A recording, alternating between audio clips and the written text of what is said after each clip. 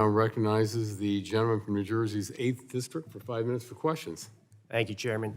Secretary Wright, this administration has made clear it wants to make America energy dominant. Is that correct? Yes. And wouldn't you agree that the best way to achieve energy dominance is by an all-the-above approach to energy production? Just yes or no? I've never supported all of the above, because if something's going to make energy more expensive and less reliable, I'm not for that. But, okay, actually, let's walk through that. So more expensive, less reliable, is that correct? That's why you're not a proponent of all the above strategy, which would include renewable energy. All energy sources that will provide secure, affordable, reliable energy over the long term, I'm in favor of. I've worked in solar, in geothermal, in nuclear, across the energy spectrum. I haven't worked in wind or coal, but almost every other energy source All right, I've we'll worked keep in. moving.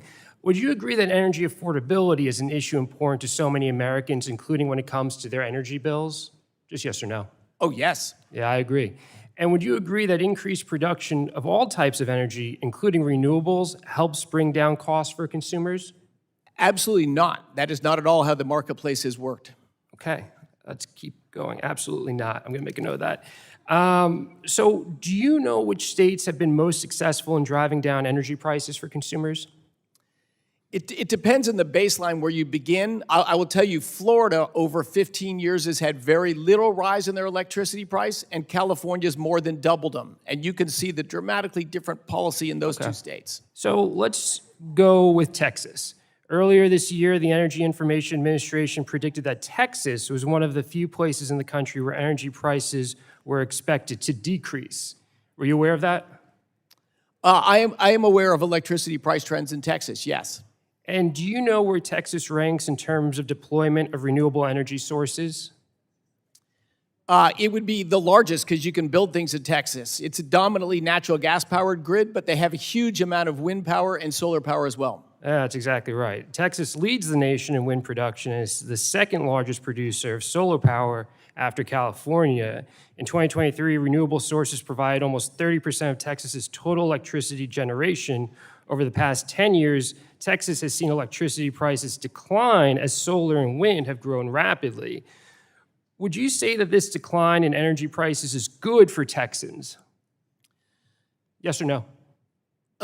Declining electricity prices is a good thing. The 200-plus people who died in the blackout in 2021 was a very bad thing. Agree with that. Would you agree that consumers in Texas are benefiting from lower energy prices that result from increased renewable energy production? I don't think that's a meaningful driver of reduced energy prices in Texas. Why is that? Because the more energy production leads to lower prices. Isn't that generally the idea, supply and demand? Only if you can store something. You have to match supply and demand at every instant on an electricity grid. You can't just put extra energy in a pot. It seems like Texas has been successful at that because production has gone up with renewable energy. It accounts for about 30% of their energy production, and consumers are seeing lower prices.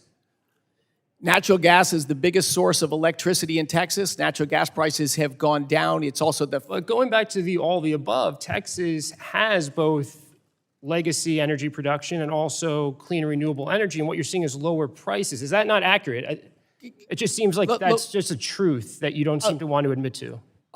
It's lower prices are good. Yes, lower prices are good. And renewables at any penetration level are not necessarily ruinous. I'm just saying the drive down in Texas electricity prices has not been primarily driven by wind and solar. Primarily, but would you say it's a contributing factor? You're going to say zero. It's not a contributing factor at all. That's your testimony today. It has zero impact on the price for consumers. That's not my testimony. My testimony, it's more complicated than you're putting it out there as. And I think it's simpler than you're making it seem. So let me ask you this. Despite Texas's success in embracing renewables and the real results of bringing energy prices down for consumers, are you still opposed to an all-the-above energy approach that includes renewables? Just a simple yes or no. I'm not opposed to renewable energy at all. I don't use the term renewable because they're not renewable, but I'm not opposed to alternative energy sources. I've worked in them. I've invested in them. So I'm not opposed to them. But we need to do them to lower prices and keep grids stable, not as ways for wealthy people to gather dollars from the government. Well, that's a lot to unpack in the 5 seconds that I have, so I will leave it there. But I think your administration is doing a disservice to the people that want to see a growth in renewable, clean, alternative energy, and we should continue to invest in it because we've seen success in places like Texas. Thank you for being here. I yield back.